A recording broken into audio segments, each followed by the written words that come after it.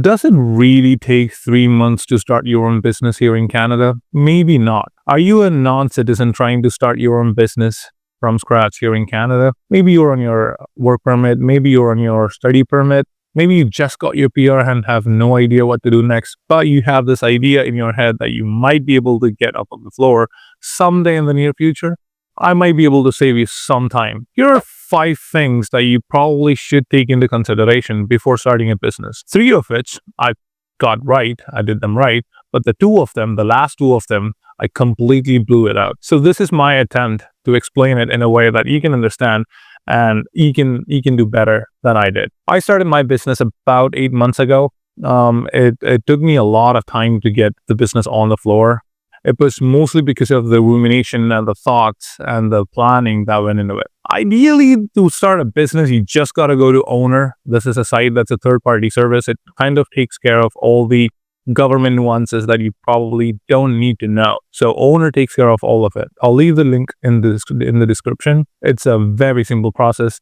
Takes exactly 5 to 10 minutes, and that's it. You get a paper from the government of Ontario saying that you are now a sole proprietorship. Ta-da! It doesn't take 3 months. But here's the number one thing that you have to keep in mind. Get to zero as humanly fast as possible. What I mean by that is before you start your business, make sure that you pay off those credit card loans.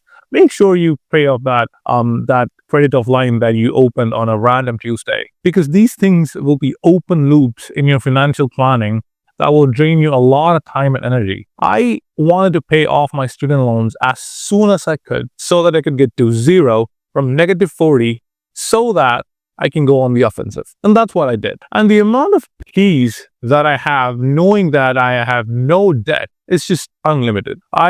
In no other world would have I had kept my student loans and kept paying the monthly installments because it didn't really amount to a lot of money, but it still would be there as a dangling thing on the top of my head that there is a debt on top of my head. Don't do it. Number 2, start something that you already have some sort of experience in. It saves you a lot of pain because if you look at a business as an entity or as an operation, every business is pretty much the same because you have some sort of vendors, some sort of clients. You'll have to do marketing.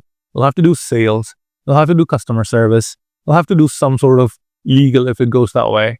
It's pretty much the same. But if you're starting out, you have some sort of experience. That helps a lot. Now, for me, I worked as a manager in a department of one of the biggest retail stores here in Canada for almost 2 years. Now, that gave me a kind of experience that I otherwise would never have when it comes to management. And management is basically getting things done. Can you get this done? Can you get Y done? Can you get the customer's need done? Can you get this maintenance done? Can you get this property done? It's a lot of dones. But whatever job that you're doing at some point in your life, you probably had some sort of experience. Now, see if you can find something that's along those lines, and that will save you a lot of time, effort, and mental energy.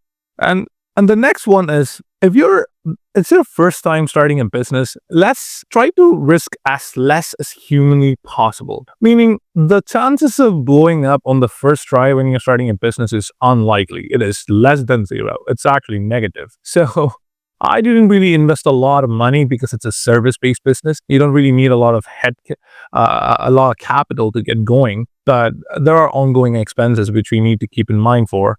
But there's not a lot of capital that you need to put into starting a property management business. But I see a lot of new entrepreneurs here in Canada itself starting a restaurant, starting a physical brick and mortar chain or something like that. It takes a huge amount of capital, and the odds that you're going to get it right the first time, I think Jeff Bezos got it right the first time.